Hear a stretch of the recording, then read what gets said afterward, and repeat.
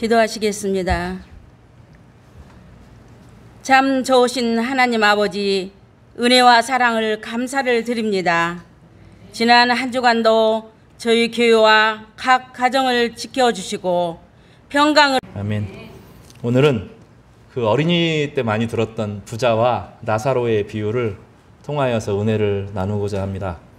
에베소서 2장에 하나님께서 예수 그리스도 안에서 바울이 뭐라고 말하냐면 우리를 하나님의 선한 일을 위하여 만드신 자라고 설명했죠. 이 만드신다라고 말할 때 하나님의 씨가 되게 하셨다라고 말합니다. 씨라고 하는 것은 우리는 쉽게 생각하지만 대단히 어려운 것이고요. 좋은 씨는 시인의 모든 영혼을 쏟아 넣어야 되고 그래야 비로소 다른 사람에게 감동과 감격이 주어집니다. 시는 시인의 영혼 전체입니다. 하나님께서 우리를 하나님의 씨가 되게 하셨다는 것은 하나님의 백성들을 통해 하나님이 드러나도록 하나님이 얼마나 아름다우신 분인지 표현하는 도구로 우리를 사용하셨다. 이것이 하나님의 만드신 바, 에베소서 말씀으로 원어로 따지보면 포에지라는 말입니다. 나중에 이게 포엣, 시인, 시가 되는 그런 표현이 되죠. 그러면 우리가 묵상하고자 하는 것은 하나님의 선하신 바, 그 선한 일이 뭐냐 하는 메시지예요. 하나님의 선한 일이 도대체 어떤 것이냐 하는 것을 살펴볼 텐데, 다시 말하지만 좀 어렵죠. 분명히 사도 바울은 뭐라고 말하냐면 율법의 행위로 구원받은 것이 아니다 라고 분명히 선언하고 은혜로 구원받은 것이다 라고 이야기를 했죠. 그리고 예수 그리스도 안에 있으면 하나님의 선한 일을 위하여 만드신 바가 된다라고 말했죠. 그러니까 이 에베소서 2장 8절, 9절, 10절은 사도 바울 전체 복음에 대한 정신이 요약되어 있는 것인데, 율법주의를 배격하면서도 하나님 안에 하나님과 연결된 사람이 하나님의 선한 일을 드러내는 존재가 된다, 그런 말입니다. 이것을 제가 여러 번 비유로 선풍기 비유로 많이 말을 했는데, 선풍기가 스스로 돌아가는 게 아니죠. 전기가 연결되어지면 돌아갑니다. 선풍기 스스로 노력하는 것이 아니라 외부의 힘이 선풍기를 돌리는 것과 같습니다. 그런데 만약에 선풍기가 돌아가지 않아요. 내가 이 전원 저 전원을 막 눌렀는데도, 전원을 누르고 일단 눌렀는데도 선풍기가 돌아가지 않아요. 그러면 선한 일이 안 일어나는 거죠. 예를 들면 선풍기 스스로 돌아가는 것은 아니지만 하나님과 연결되어지면 하나님의 영향력이 드러나게 되는 것입니다. 만약에 하나님의 선한 일이 하나도 드러나지 않는다고 하면 돌아봐야 된다는 거죠. 내가 지금 하나님 안에 있는가, 예수 그리스도 안에 있는가, 우리 반문하게 되는 그런 본문입니다.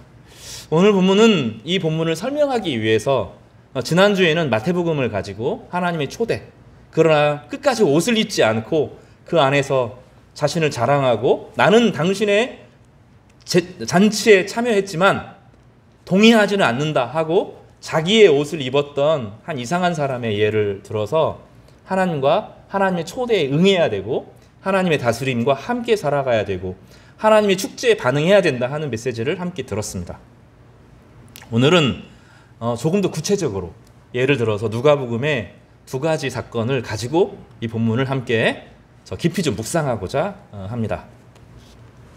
누가복음 16장 나사로 비유 앞에 사실은 하나의 비유가 더 있어요.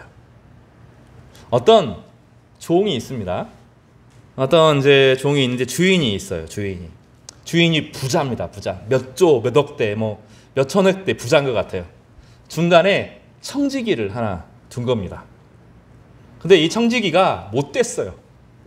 못되고 자꾸 착복을 하고 게으르고 일하기도 싫고 막 그렇습니다. 이 청지기가. 그러면 이제 주인 입장에서 얘를 잘라야 될 거 아니에요? 계속 얘를 청지기로 맡겨두면 안 되겠다, 그런 생각이 들지 않겠어요? 여러분의 재산을 누군가에게 맡겼는데, 여러분도 그렇게 되기를 바랍니다. 여러분의 재산을 누군가에 맡겨서 잘 관리하도록 했는데 이 사람이 맨날 게으름 피우고 맨날 자고 뭐 일도 안 하고 막 이렇게 하는 거죠. 그래서 요놈 잘라야겠다 이런 생각을 주인이 이제 한 거죠. 주인이 알았어요. 내가 잘리겠구나. 어떻게 할까? 자기가 잘려서 주인 돈 좀 빼돌려가지고 일을 하려고 하다 보니까 그럴 능력도 안 되고 뭔가 사업을 벌리려고 하니까 자기가 그렇게 게을러가지고 그렇게 하지도 않고 이런 생각이 든 겁니다. 그래서 이 사람이 하나의 꾀를 냅니다. 꾀를 내는데 뭐라고 쓰냐면 주인이 빚을 많이 짊어진 사람이 있어요. 어떤 사람이 주인에게 1억 빚을 졌어요. 예를 들면 1억 빚을 졌습니다. 근데 그 사람을 불러요.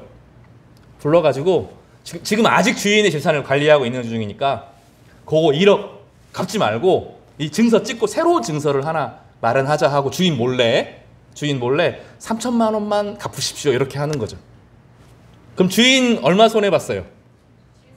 돈 계산 우리가 좀 빠르죠. 7천만 원 손해를 본 겁니다.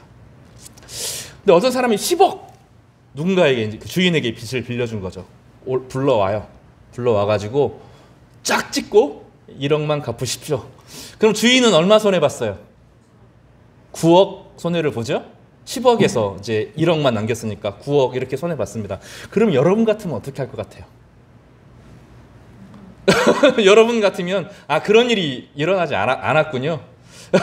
누군가가 여러분의 재산을 그렇게 빼돌려가지고 여러분이 받을 돈을 확 후려쳐가지고 10분의 1만 남겨두고 100분의 1만 남겨놓고 이렇게 한다고 생각하면 여러분 어떻게 하겠어요? 불러다가 족을 치겠죠. 가만두겠어요? 절대로 가만 안 두겠죠. 근데 이 주인이 요놈 봐라 이런 생각이 된 거죠. 뭐냐면 이 사람의 꾀는 뭐예요?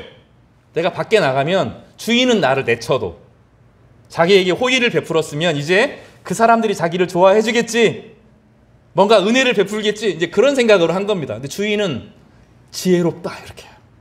왜 그렇죠? 다른 사람들은 주인이 그런 줄 알 거 아니에요. 이해가 되죠? 주인이 진짜로 좋은 주인이구나 이런 생각이 들지 않겠어요?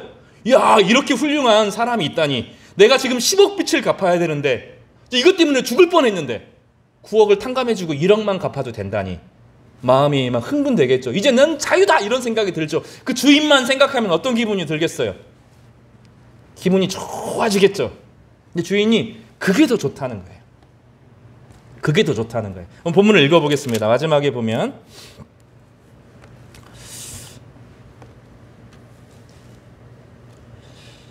9절 말씀, 16장 9절을 좀 읽어보겠습니다.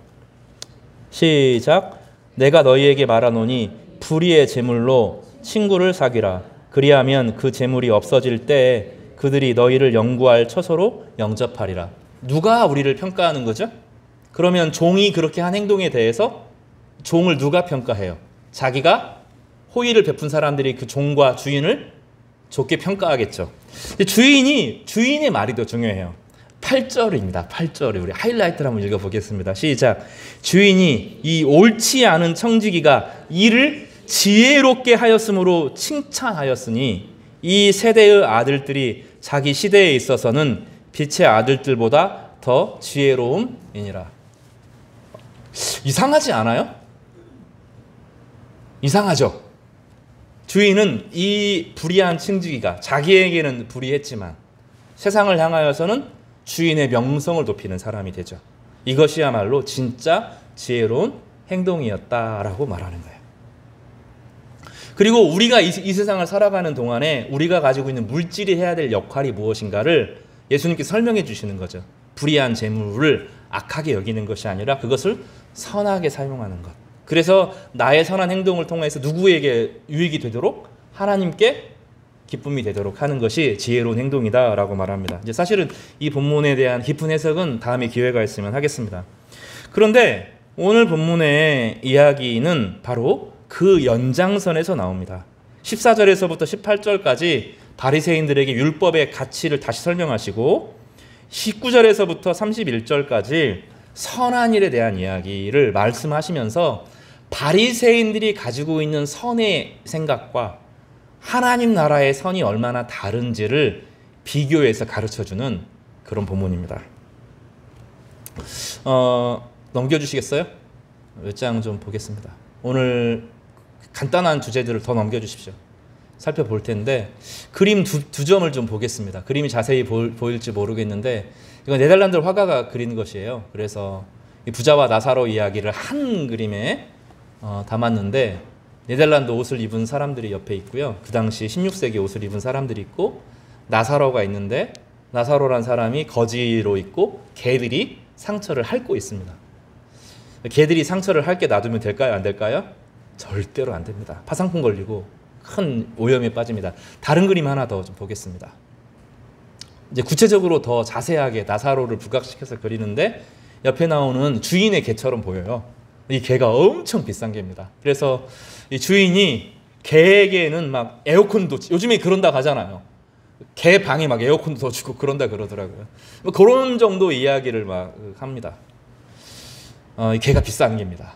나사로는 개의 대우보다 훨씬 못한 인생을 살아가는 이야기죠. 좀 넘겨주겠습니까?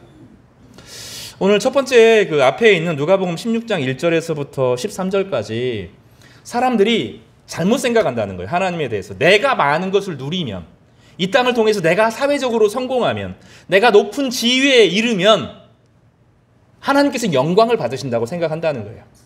근데 세상 사람들은 그렇게 생각하지 않는다는 거. 세상 사람들은 불의한 재물을 가지고 자기가 쌓아두는 것이 아니에요. 그 당시 로마 시대를 말하는 겁니다. 이 사람들이, 이 세상 사람들, 로마 사람들을 말하는데, 자기가 다스리고 있는 나라가, 로마가 이상하죠.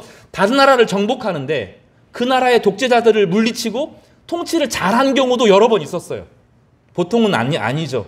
보통은 다른 나라에 가서 모든 것을 빼앗지만, 어떤 경우에는 악한 독재자가 있는 나라들 가서는, 로마가 가서 평화를 가져오는 경우들도 많았고, 그 권력과 힘을 가지고 다른 나라들과 좋은 관계, 우호적인 관계를 잘 맺었습니다. 도로를 깔고 수도를 정비하고 해적을 소탕하고 도적들을 소탕하고 하면서 전체 나라가 하나 되게 하는 로마 제국을 이루죠.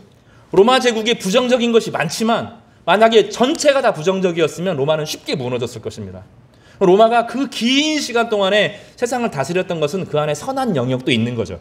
주님께서 그 얘기를 하시는 거죠. 그런데 하나님의 백성들이라고 하는 사람들은 자기의 율법주의에 빠져서, 자기의 성공주의에 빠져서 내가 성공하면 하나님께서 영광을 받으실 것이라고 착각한다는 거죠. 주님은 그것을 배척하십니다. 내가 성공하는 것을 가지고 하나님께서 영광을 받으시는 것이 아니라는 거예요. 이 고지론이라고 하는 한국 교회에 뿌리 깊은 병이 있습니다. 사람들이 사회적으로 성공해서 높은 지위에 이르면 하나님께서 영광을 받는다. 그래서 대통령도 만들고, 장로 대통령 만들면 하나님께서 영광을 받으실 것이다. 근데 우리 장로 대통령 만들고 나서 기독교가 급격하게 무너졌거든요. 장로 대통령이 선하지 않았을 때, 도덕적으로 타락했을 때, 자기의 권력을 채운다고 생각했을 때 사람들은 기독교가 그렇다고 완전히 돌아선 거거든요. 높은 지위에 있는다고 해서, 기독교인이 사회적인 지위를 갖는다고 해서 영광을 받는 것이 아니라는 겁니다. 그게 어리석은 행동이라고 말하는 거죠. 두 번째 이야기 살펴보겠습니다. 넘겨주세요. 오늘 중요한 이야기, 누가복음 16장 나사로 이야기에는 세 가지 중요한 핵심적인 요인이 있습니다. 그 얘기를 간략하게 하겠습니다. 여기 19절을 좀 보시겠습니까? 여기 뭐라고 되어 있습니까? 한 부자가 있다고 되어 있죠. 따라서 볼까요? 한 부자가 있어. 근데 20절을 보세요. 그런데 나사로라 이름하는 한 거지가, 이렇게 설명하고 있죠. 여러분 보세요. 부자의 이름이 나옵니까? 안 나옵니까? 안 나와요. 나사로는 하나님께서 돌보신다라고 하는 뜻을 가진 그 당시에 흔한 이름이었어요. 나사로는 이름이 나와요? 안 나와요? 나와요. 근데 여러분, 세상은 반대죠. 뭔가 영향력이 있고 힘이 있고, 여기 자색옷이라고 하는 것은 그냥 좋은 옷을 말하는 게 아니라 왕족만 입을 수 있는 옷을 말해요. 이 사람은 권력을 가지고 있고 왕족이고 돈을 가지고 있는 사람입니다. 그 사람이 호화로운 생활을 하는데 전혀 부족함이 없는 마음껏 누리는 사람이죠. 우리가 꿈꾸는 인생은 사실은 그런 거예요. 여러분도 자색 옷 입고 싶지 않으세요? 잘 이해가 안 되시는군요. 최소한의 구찌백은 갖고 입으시죠.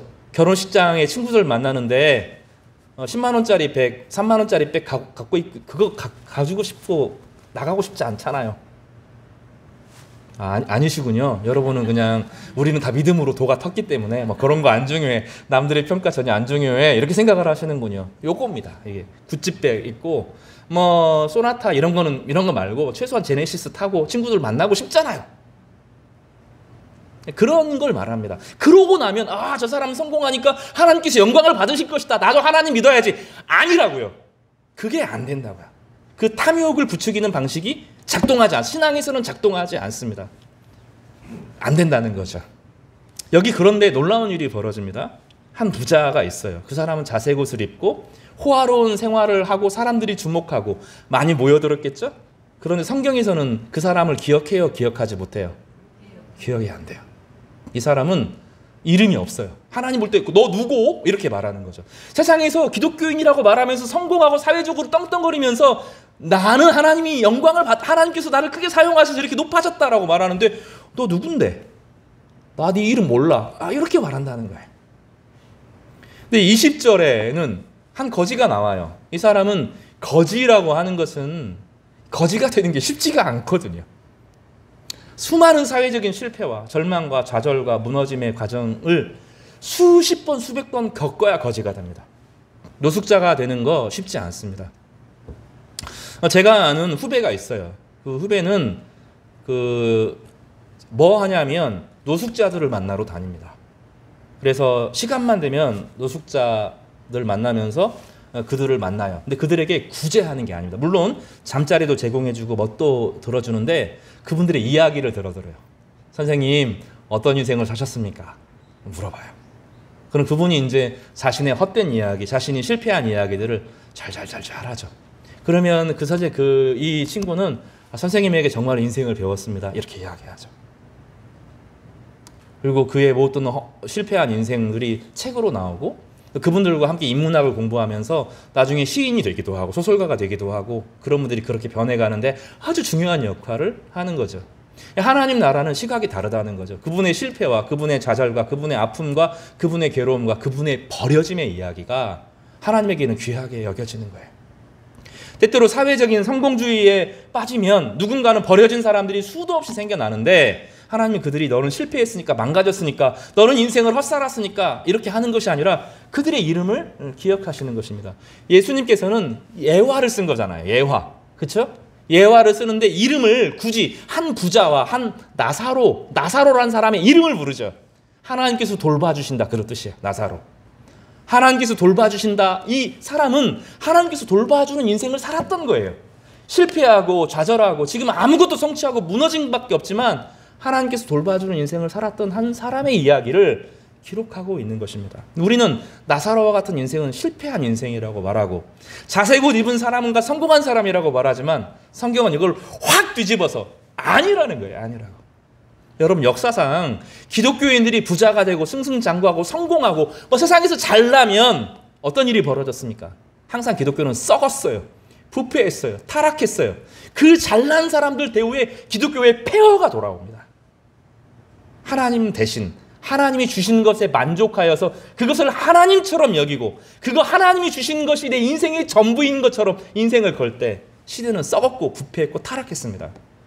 그러나 가난한 시대에 성도들은 정말로 뜨거웠고 정직했고 거룩했고 자신의 작은 것도 하나님 앞에 회개했고 실패한 모든 것을 하나님 앞에 아랬고 하나님의 위로를 경험했죠. 그래서 놀라운 것은 마음이 가난한 사람, 누가복음은 이제 가난한 사람이라고 설명하고 마태복음은 심령이 가난한 사람 이렇게 말하는데 그들에게 은혜가 임합니다. 은혜는 높은 사람들에게 오는 법이 없습니다.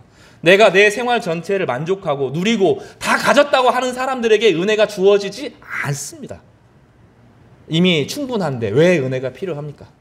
하나님 없이도 얼마든지 살아가는데 왜 은혜가 필요합니까? 결국 자기 교만에 사로잡히죠. 이게 어려워요. 그래서 믿음으로 살아가면서 하나님을 끝까지 붙들고 사회적인 성공을 이루고 세상적인 성공을 이루었으면서도 가난한 심령을 가지고 살아가는 것이 정말로 어렵습니다. 마음을 지키는 것이. 누가복음은 그 얘기를 하는 거죠. 여러분이 하나님의 이름을 기억하고 부를 때 아버지 하고 부를 때 하나님께서 여러분을 향하여 내 아들아 불러주시기를 바랍니다. 여러분의 이름을 하나님께서 기억하시고 우리의 인생이 가난하건 부자건 나의 모든 인생이 하나님에게서 나왔고 하나님으로 말미암고 하나님에게로 돌아가는 인생이라는 것을 기억하시는 우리 성도님 되시기를 주님의 이름으로 축복합니다. 두 번째 주제는 하나님의 나라에 대한 이야기입니다. 오늘 본문에 보면 둘 다 죽어요. 그죠? 둘 다 죽는데 이 부자의 이름은 있어요 없어요? 여전히 없습니다. 부자는 음부에서 고통을 당한다고 23절에 이야기하고 있고요. 22절에 거지가 죽어서 나사로죠. 천사들에게 받들려 아브라함의 품에 들어가고 부자도 아브라함의 품에 들어가고 안식한다라고 말합니다. 여기서 음부는 천국하고는 좀 다른 개념이에요. 임시 거처소 정도 되는데 정확하게 설명할 수 없는 영역입니다. 해석의 여지가 되게 많습니다. 그럼에도 하나 분명한 것은 우리의 삶에 대한 책임을 물어야 된다는 거예요. 근데 오늘 본문에 있어서 중요한 것은 이 부자의 악행이 드러나요, 안 드러나요? 이 부자가 어떤 악을 행했다 성경에 기록했습니까? 기록하지 않았습니까? 이게 중요해요. 악행이 있어요, 없어요? 없어요. 이 사람이 어떠한 악 때문에 음부에 가게 되어서 거기서 고통을 당하게 되었다라고 설명을 안 한다는 데 문제가 있습니다. 이 거지 나사로에게 있어서 그 사람의 선한 행동이 드러나요, 안 드러나요? 어떤 선한 행동 때문에 드러났다고 설명하지 않아요. 그러면 이 부자의 악에 대해서 이야기하는데 여기서 25절에 보면 너는 살았을 때 좋은 것을 받았다. 나사로는 고난을 받았다. 이상한 이야기를 해요. 살았을 때 너무 많이 누렸다. 살았을 때 너무나 많이 풍성하게 살았다. 근데 나사로는 고난을 당했다. 좀 어려워지죠. 우리가 가지고 있는 모든 체계를 다른 사람이 이야기하면 모르겠는데 예수님이 뒤엎잖아요. 예수님이 뒤엎죠. 근데 이 본문을 이해하려고 하면 마태복음 10장의 선한 사마리아 비유로 들어가야 이해가 됩니다. 선한 사마리아 사람에서 비유해 보면 제사장과 레위인이 어떤 고난당하는 죽음에 처한 강도 만난 이웃을 그저 지나갑니다. 무관심하게 지나갑니다. 냉대하고 지나갑니다. 그런데 어떠한 사마리아 사람, 그 당시 유대인들이 가장 미워하고 경멸하는 이단에 속한 이 사마리아 사람은 4단계를 설명해요. 수요일 날 자세하게 이야기했는데 따라서 볼까요?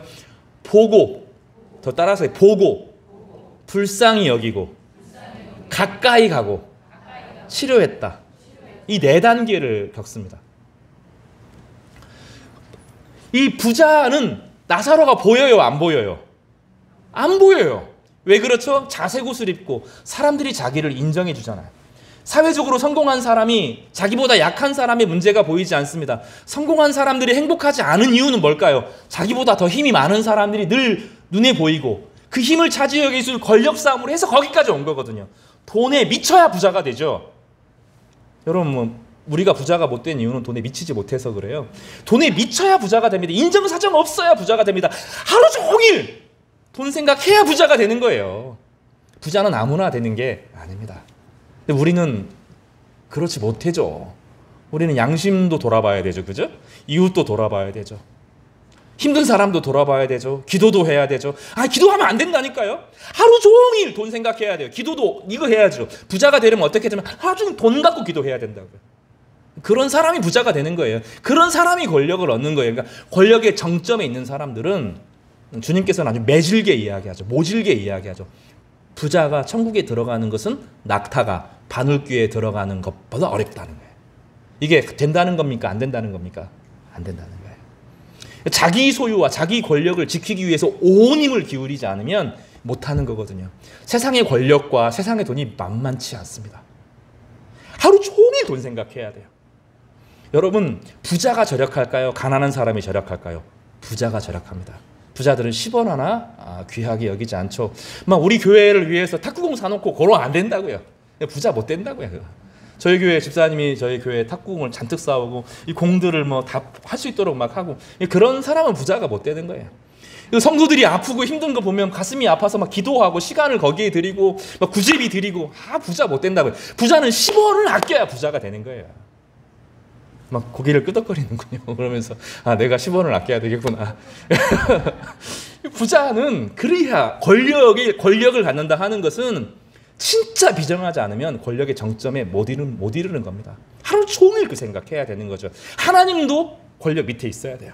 나의 권력을 유지하기 위해서 하나님이 필요한 것이지 하나님을 경외하는 것은 아닙니다. 그러니 천국에 못 들어가는 거죠. 냉정해요. 제사장과 레위인이 그 당시 성전을 섬기고 율법을 섬긴다는 사람들이 율법의 정신에 따라서 죽은 사람 만지면 안 되니까 제사장은 죽은 사람 만지면 안 되거든요. 레위인 지금 빨리 가서 중요한 일 해야 되거든요. 그러니 이 사람을 못 봐요. 보고도 지나치죠. 이거 못 본 겁니다. 보고도 지나치는 것은 내 마음속에 들어와 있지 않는 것은 실제로 안 본 거나 다름없죠.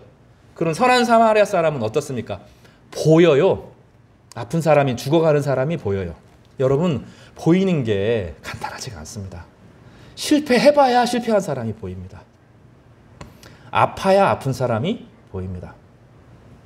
암에 걸려보면 아픈 사람이 얼마나 많은지, 암으로 고통상하는 사람이 얼마나 많은지 미어집니다. 그리고 보이죠. 저 암병동에 가보면 그 주차장이 한 자리도 안 비어있고 꽉 찬 것이 보이죠. 병상 전체가 암 환자로 꽉 차 있는 것이 보이죠. 내가 아파 보니까 보여요. 고통을 경험하지 않으면, 고통에 참여하지 않으면 고통이 내 고통이 안 됩니다. 그래서 비로소 타인의 고통이 보이죠. 그리고 가슴이 미어져요. 불쌍히 여겨요. 여기서 불쌍히 여긴다는 것은 창자가 끊어지는 고통을 경험하는 거죠. 창자가 끊어지는 고통을 하는 거죠. 그리고 가만히 그게 감정적인 동요가 일어나는 거예요. 머리로 생각해서 이것이 옳아서 움직이는 게 아닙니다. 옛날에 데카르트나 이런 철학자들이 한 얘기고 거짓말입니다. 마음이 움직여야죠. 마음이. 불쌍히 여기니까 마음이 움직여요. 가까이 가게 됩니다. 위험할 줄 알면서, 강도가 거기 있을 줄 알면서 그 사람이 위험을 감수하고 가는 거죠. 그리고 치료합니다. 여기 사마리아 사람은 치료의 단계를 여러 번 거치는데 기름, 올리브유를 붓고요. 그 다음에 포도주를 부어서 소독을 하고 싸매요. 그러니까 이 사람은 경험이 많은 거죠. 치료하는 방법을 알아요. 이게 참 어렵습니다. 이 단계를 다 거쳐야 돼요. 그리스도인들의 사역자가 된다는 것은 보여야 되고, 불쌍히 여겨야 되고, 가까이 가야 되고, 그리고 실제로 알아야 돼요. 상담도 배워야 되고요. 중보기도도 배워야 되고요. 말을 들어주는 법도 배워야 되고요. 너 내가 도와줄게 해서 도와지는 게 아니에요. 아주 오랜 동안 숙련을 통해서 전문가가 되어야 돼요. 전문가가. 한 사람이 한 사람을 돕는 것은 오랜 연단을 통해서 주어지는 것입니다. 그 과정을 통해서 한 사람이 치료자가 만들어지는 겁니다. 여러분이 그런 치료자가 되기를 바랍니다. 하나님께서 우리에게 지혜를 주셔서 그 역량을 갖출 수 있도록 마음만 가지고는 안 돼요. 그러나 마음이 없어서는 아무것도 못합니다. 하나님께서 우리 가운데 어려움을 많이 주시는 이유 중에 하나는 아픈 사람들이 그렇게 많기 때문에 그래요. 그런데 내가 다 누리기만 하면 안 보인다니까요. 안 보이고 뭔만 보여요. 나를 인정해주는 사람, 나를 무시하는 사람들, 나보다 더 권력이 높은 사람들, 그 사이에서 권력 싸움 한다고요. 게임 한다고요. 게임. 인생을 진지하게 살아가는 것이 아니라, 인생의 가치를 가지고 살아가는 것이 아니라 게임하면서, 권력 투쟁하면서 인생을 낭비하게 되기 때문이에요.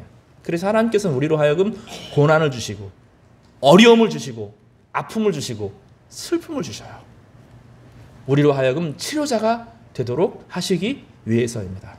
상처 입은 치료자. 따라서 해볼까요? 상처 입은 치료자. 우리는 평생 그렇게 살아가는 겁니다. 이런 과정을 겪어서 사람들을 향하여 냉대하지 않는 마음을 갖는 것, 이것이 선함이죠. 누가복음 16장에 나오는 그 사람은 교활하게 했지만 실제로 누구에게 이익이 돌아가요? 주인에게는 영광이 돌아가고, 그 빚쟁이들에게는, 빚을 갚아야 되는 사람들에게는 자유가 돌아가잖아요. 그게 주인이 좋았다는 거예요. 정말로 좋은 통치자는 그런 통치자겠죠. 빚을 탕감해주고 그로 인해서 모든 사람이 함께 살아가는 의미 있는 인생을 원했던 거죠. 그래서 여기 보면 24절에 보면 여기 표현이 나와요. 불러 이르되 아버지 아브라함이여 나를 어떻게 말해요? 긍휼히 여기사. 이 사람은 자신이 인생을 살아가는 동안에 죄를 진 게 아니죠. 어떤 죄가 묘사되는 것은 아니지만 그의 인생에는 무엇이 없었어요? 긍휼이 없었어요. 그런데 지금 와가지고는 무엇을 요구해요? 긍휼을 원하죠. 이미 때가 지나간 거예요. 우리 인생을 살아가는 삶에 있어서는 하나님께서 우리에게 가르쳐 주시기 원하는 것이 무엇이에요? 긍휼이에요. 긍휼. 불쌍히 여기는 거예요. 타인을 보고 불쌍히 여기고, 타인을 향해서 아파하고, 타인을 향하여 아파하기 때문에 가까이 가고, 그들에게 내 삶의 일부를 놓아주고 그들의 상처를 싸매어주는 삶, 이게 긍휼이죠. 이 사람은 악을 행한 것 때문에 심판을 받은 것이 아니라 오늘 본문에 의하면 선을 행하지 않았기 때문에 심판을 받은 거죠. 그 선의 핵심은 무엇입니까? 긍휼이에요. 긍휼. 누가복음 16장 앞에 나와 있는 불의한 청지기는 악했지만 결과적으로는 긍휼의 행동을 통하여서 수많은 사람들이 구원을 얻었어요. 자유를 얻었어요. 그렇죠? 이 부자에게는 그런 행동이 없었던 것입니다. 14절에서 18절까지 율법의 이야기가 나오는데 율법의 핵심을 잠깐 설명하는, 율법을 언급하는 이유도 율법의 정신이 긍휼에 있기 때문이에요. 그리고 16장 19절에서 31절까지 하나님의 긍휼이 얼마나 중요한지를 설명하는 것입니다. 여러분, 하나님 나라가 있어요. 죽어서 가는 나라가 분명히 있습니다. 저는 성화교회에서 정말로 많은 장례를 치렀어요. 장례마다 아프지 않은 장례가 없었고, 저를 힘들게 하지 않은 장례가 없었고, 장례 때마다 제 마음과 삶이 무너지는 경험을 했습니다. 한 번도 그러지 않은 적이 없어요. 장례 때마다 정말 제 마음이 무너지고 제 삶이 도련해지고 제 삶의 일부가 베어내지는 그런 고통을 겪었습니다. 근데 저만 그런 게 아니죠. 모든 분들이 같이 그랬어요. 그런데 장례의 은혜가 있어요. 칼로 베어지는 것 같은, 다시는 못할 것 같은, 다시는 이 장례식 하고 싶지 않은, 목회를 그만두고 싶은 막 그런 열망, 그런 생각의 좌절감이 장례 때마다 들지만, 장례를 치르고 나면, 장례 예배를 드리고 나면 하나님의 은혜가 제 안에 들어와요. 죽은 게 아니고 자고 있고, 죽은 게 아니라 하나님의 영광 가운데 거하고 있다는 확신을 저만 하는 것이 아니라 온 성도들이 함께 경험해요. 가족들이 경험하고, 친구들이 경험하고, 성도들이 경험하고, 예배와 찬양 가운데 감격이 부어져요. 저는 그 모든 과정을 통하여서 천국이 있음이 명확합니다. 천국은 있어요. 하나님의 백성으로 살아가는 사람을 하나님께서 알아주시고, 그를 인정해 주시고, 그를 격려해 주시는 분명히 그 순간들이 반드시 있습니다. 그 장소가 있고, 그 시간이 있고, 영원한 하나님의 안식을 누리는 것이 있어요. 그러나 이 부자는 어떻습니까? 영원한 흑암에 처하게 되죠. 다시 말하지만 하나님 나라는 있습니다. 하나님 나라는 단지 이 땅을 살아가는 동안에 하나님의 다스림과 통치, 요즘엔 자꾸 거기만 이야기하는데 그렇지 않아요. 하나님의 다스림과 통치는 이 땅에만 있는 것이 아니라 죽어서도 있죠. 죽음과 삶 전체가 하나님 안에 통합되어 있어요. 그래서 죽은 것이 아니라, 모든 성도는 죽은 것이 아니라 어떻게 있어요? 자는 거예요. 그러나 반대로 어떻습니까? 지금 살아있어도 하나님의 은혜와 자비와 긍휼을 경험하지 못하면 사실은 죽어있는 거죠. 왜 그렇죠? 돈이 지배하고 있고 두려움이 그 인생을 지배하고 있기 때문입니다. 그 살아있는 게 아니에요. 두려워서 그냥 버티는 거죠. 인생을 소진하고 있는 것이죠. 그건 살아있는 것이 아닙니다. 연결되어 있어야 산 거예요. 연결되어 있어야 사는 것입니다. 하나님이 내 안에 들어와 계셔야 되고, 내가 하나님 안에 있어야 돼서 함께 연결하고 교제하고 하나님 안에 위로를 누릴 때 살아있는 것입니다. 여러분, 하나님의 나라가 여러분에게 오늘 임하기를 바랍니다. 하나님의 나라는 긍휼과 자비의 나라이고, 하나님의 돌봐주심을 경험하는 나라이고, 하나님의 돌봄을 받은 자가 이웃을 향하여서 선대하는 삶을 살아가는 것, 무관심과 두려움을 벗어번지고 긍휼과 자비로 가까이 가서 함께 살아가는 이 선함을 하나님께서 원하시는 것입니다. 에베소서 말씀에 우리가 하나님의 만드신 바라라고 말할 때 하나님께서 그걸 얘기하시는 거죠. 우리가 율법으로는 구원받지 못하지만 예수 그리스도 안에서 구원받은 우리가 하나님과 연결되어 있으면 가까이 가고, 보고 가까이 가고, 치료하고 긍휼히 여기는 그런 삶이 우리 가운데 풍성하게 이루어지는 것입니다. 그럼 오늘 다짐하시기를 바랍니다. 버티는 삶 말고, 오늘 하루를 버텨야 되겠다 그런 삶 말고, 여러분의 삶을 통해서 하나님의 선한 일이 드러나기를 바랍니다. 여기 용기가 필요하고, 비전이 필요하고, 기도가 필요합니다. 하나님 오늘 나를 지켜주세요, 이거 말고, 하나님 오늘 나를 통하여서 하나님의 선한 역사가 우리 가족을 통해서, 우리 부서를 통해서, 우리 교회를 통해서, 우리의 모든 삶을 통해서 나타나게 하여 주십시오. 하나님, 내가 보아야 될 것을 보게 하시고, 불쌍히 여길 것을 불쌍히 여기게 하시고, 가까이 할 것을 가까이 하시고, 그리고 한 번에는 안 되지만 여러 번의 과정을 통하여서 치료자가 되는 은혜를 허락하여 주십시오. 이 은혜가 우리 모두에게 임하기를 주님의 이름으로 축복합니다. 마지막입니다. 마지막에 보면, 여기 보면 넘겨주세요. 모세와 선지자에 대한 이야기를 합니다. 이 사람이 그 하나님 없이 그동안 살아있는 동안에는 하나님의 호의를 경험하고 살았는데, 죽어보니까 하나님께서 모든 것을 다 빼앗죠.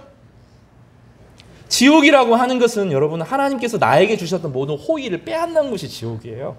그동안 하나님께서 다 주셨어요. 가족도 주시고, 친구도 주시고, 사랑도 주시고, 우정도 주시고, 미래도 주시고, 우리의 삶의 풍성한 모든 것을 주셨어요. 그것을 하나님을 내가 거절하니까, 이 지옥이라고 하는 것은 하나님께서 보내는 게 아니고요. C.S. 루이스가 한 말인데, 지옥은 하나님이 보내는 게 아니라 내가 하나님을 끝까지 거절한 사람이 거하는 곳, 이게 지옥이거든요. 하나님이 복음을 통하여서, 교회를 통하여서, 많은 사람들을 통해서 천국 복음을 온 세상에 선포했잖아요. 무료로 간다, 공짜다. 그런 사람들이 안 받아들이잖아요. 돈에 매여 있고 자기의 가치에 매여 있고 욕망에 매여 있어서 거부하죠. 그 사람들이 머무른 곳이 지옥이라고요. 하나님이 없으니 하나님이 주신 모든 것들이 무로 돌아갑니다. 하나님의 사랑도 없고, 하나님이 주신 미래도 없고, 하나님이 주신 친밀감도 없고, 하나님이 주신 긍휼도 없습니다. 아주 외로운 상태에서 머무르게 되는 것을 성경에서는 이렇게 불못으로 표현을 하죠. 그래서 이 사람이 내가 지옥 가는 것은 그렇다 쳐도 내 가족들 구원받았으면 좋겠다, 그렇게 이야기를 합니다. 여러분, 다 얻어도 우리 가족이 구원받지 못하게 되면 그게 무슨 소용이 있어요? 이 사람이 이 고난을 경험하죠. 자기가 지옥 같고 음부에 처해 있는데 자기 가족들도 음부에 처할 수밖에 없구나. 그래서 긍휼을 요청하고 저 한 번만 만나게 해주십시오. 혹은 나사로를 보내서 여기 지옥이 있고 음부가 있음을 말해 주십시오. 이렇게 말하니까 뭐라고 말하죠? 29절, 30절, 31절이 그 얘기를 합니다. 31절이 있는데요. 29절에서는 모세와 선지자들이라고 설명하는데, 이 모세와 선지자는 오경과 예언서를 말하는 것이어서 구약 성경 전체를 설명하는 말입니다. 이 모세와 선지자는 뭐라고요? 구약 성경. 성경이 있기 때문에 성경으로 반응하지 않는 사람들은 간증으로 안 된다는 거예요. 체험으로 안 된다는 거죠. 31절도 동일하게 말합니다. 이르되 모세와 선지자들에게 듣지 아니하면 비록 죽은 자 가운데서 살아나는 자가 있을지라 하더라도 권함을 받지 아니하리라. 부활한 예수의 소식을 들어도 안 반응한다는 거예요. 엄청난 역사를 통해서 사람이 바뀌지 않는다는 거죠. 그러나 무엇은 사람을 바꿀 수 있어요? 역설적으로 말하면 하나님의 말씀은 사람을 고치는 것입니다. 저는 대구 동부교회라고 하는 교회에서 10년 정도 사역을 했습니다. 정말 영성이 좋아요. 제가 여러 번 말씀드렸어요. 영성이 정말로 좋아요. 나름 깊이도 있고 무게도 있고 교회가 묵직합니다. 웬만한 어려움에 흔들리지 않아요. 그리고 다음 세대가 계속 그 교회의 특징이 그겁니다. 다음 세대가 계속해서 복음으로 반응하는 세대들이 일어나죠. 비결은 딱 하나입니다. 어른들이 성경에 미쳐 있어요. 헛짓 안 합니다. 그냥 장로님들도 권사님들도 틈나면 성경을 늘 같이 보죠. 1년에 성경 10번 읽었다는 거 명함도 못 내밉니다. 이제 상을 주거든요. 성경 몇 번 읽었는지 하는데 10번 가지고는 제대로 상도 못 받아요. 늘 어른들이 헛것에 마음을 두지 않고 성경을 읽습니다. 그 교회는 1년에 2번, 겨울과 여름에 대학생들, 청년들을, 특히 대학생들을 데리고 일주일간 산에 올라가서 성경을 읽습니다. 얼만큼 읽냐면 일주일에 성경 한 번을 읽고 내려와요. 하루 종일 성경만 읽는 거죠. 처음에는 느린데 점점점 빨라지고요. 성경 말씀이 깊이 가슴에 움직이면서 반응하기 시작합니다. 무섭습니다. 나중에 보면 이 깊은 영성으로, 지금은 잘 깨달아지지 않는데 성경을 읽고 나면 나중에 설교가 들리기 시작하고 성경 공부의 이해가 되기도 시작하면서 사람들이 변하게 됩니다. 여러분, 가정 안에서 성경을 읽어야 됩니다. 자녀들과 성경을 읽어야 됩니다. 이건 되게 어려워요. 자녀들에게 성경을 권해야 되고 읽어야 되고 같이 설득해야 되고 하나님 말씀으로 살아갈 수 있도록 도와야 됩니다. 그 과정을 통해서 무엇을 배워야 되는 거죠? 종교적인 율법의 허식을 배우는 게 아닙니다. 바리새인과 서기관들 같이, 레위인들 같이 사람들에게 의시되는 거 배우는 게 아닙니다. 성경을 깊이 배우면서 무엇을 배워야 됩니까? 하나님의 긍휼을 배우는 거죠. 하나님의 긍휼, 하나님의 선하심, 하나님의 선대하심, 하나님의 치료하심, 하나님의 아프심, 이것을 배워가는 거죠. 성경은 바로 그것을 위해서 우리 가운데 주시는 것입니다. 이 사람, 이 부자가 배워야 될 것은 긍휼이었어요. 긍휼. 이 땅을 살아가면서 자기에게 주신 그 지위, 부, 명예, 권력은 하나님의 긍휼을 위한 도구가 되지 않으면 그로 하여금 오히려 그를 망치는 도구가 되는 거죠. 이 시대에 한국 사회가 무너져가는 것은 분명합니다. 여러 가지 지표가 많아요. 이 시대가 무능해지고 부패해지고 타락해지는 그 많은 핵심이 무엇이 있습니까? 하나님의 긍휼이 사라지고 있는 거예요. 하나님의 불쌍히 여김을 의지하지 않아요. 자기의 힘을 의지하고 자기의 권력을 의지하고 하나님 없으니 내가 나를 지켜야 된다는 거죠. 내가 나를 지켜야 되니까 무장을 합니다. 다른 사람을 배격합니다. 다른 사람과 싸워야 됩니다. 자기보다 잘 되는 꼴을 볼 수가 없습니다. 이것이 이 시대의 정신입니다. 하나님의 긍휼이 사라지면 시대 전체가 멍들고 병들고 망가지고 타락합니다. 그래서 누가복음 16장, 누가복음 10장, 그리고 에베소서 10장 전체를 관할하는 하나님의 시로서의 인생은 4단계 뭐라고요? 따라서 해볼게요. 정리하겠습니다. 보고, 불쌍히 여기고, 가까이 가고, 치료하고. 이것이 사역의 공동체의 특징이죠. 주님께서 우리로 하여금 이 한마디로 이것을 용납하면 긍휼입니다. 긍휼. 하나님의 긍휼을 가지고 살아가는 것. 내가 하나님의 긍휼을 받은 자로서 긍휼을 나눠주는 삶을 살아가게 되는데 이것은 예수 안에 있을 때 가능하다. 내게 능력 주시는 자 안에서 모든 것을 할 수 있다. 예수 안에서 긍휼과 자비의 정신을 가지고 이 세상을 살아간다 하는 것이 누가복음의 강력한 메시지입니다. 말씀 정리하겠습니다. 우리에게 선한 일이 나타나기를 바랍니다. 죄를 안 짓는 것으로 목표 삼지 마시고 어떻게 해요? 하나님의 선한 일이 우리의 인생을 통해서 드러나기를 바라는 저희 귀한 성도들 되시기를 주님의 이름으로 축복합니다. 기도하겠습니다.